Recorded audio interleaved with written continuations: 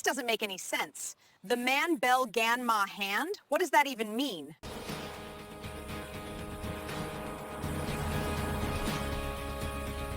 Lake taxes.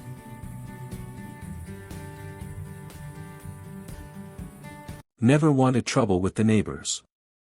I moved into my quiet suburban home for peace, gardening, and the dream of a calm life after years of hard work. But Karen, the president of the HOA, had other plans. Karen lived 3 houses down, always dressed perfectly, always holding a clipboard, always watching everyone like a hawk.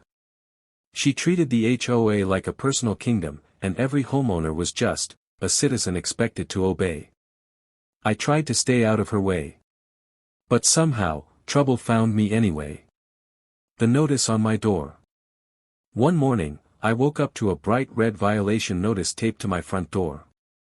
Your fence violates community guidelines.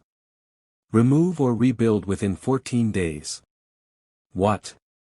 My fence was a simple wooden one, barely 3 feet tall. It had stood there for decades, even before I bought the home. Confused, I called Karen. Your fence is 12 inches past your property line, she snapped.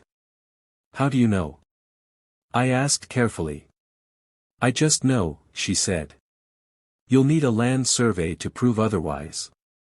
And then she hung up. That was the moment something shifted inside me, not anger, not hate, just determination. If she wanted a survey, she'd get one. The land survey.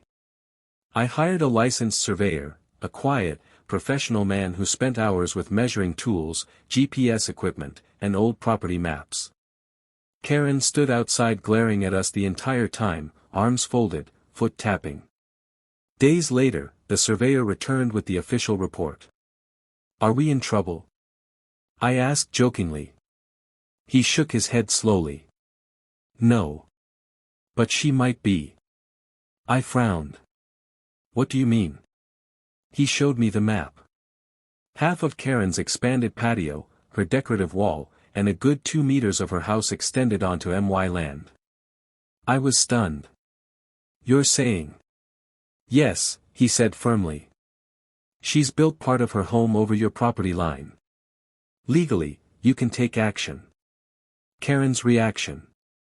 I didn't want drama. I genuinely didn't. So I approached Karen calmly with a copy of the report. She scanned it, her face turning pale. This isn't right, she stammered. It's legally certified, I said. Look, Karen, I don't want to fight.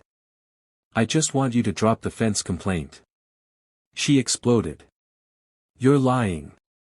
You manipulated the survey. This isn't over. She stormed off. But it was over. Just not the way she expected. The HOA meeting from hell. Karen called an emergency HOA meeting. She stood at the podium, waving her arms dramatically. This homeowner is trying to steal my property. People gasped. I remained calm.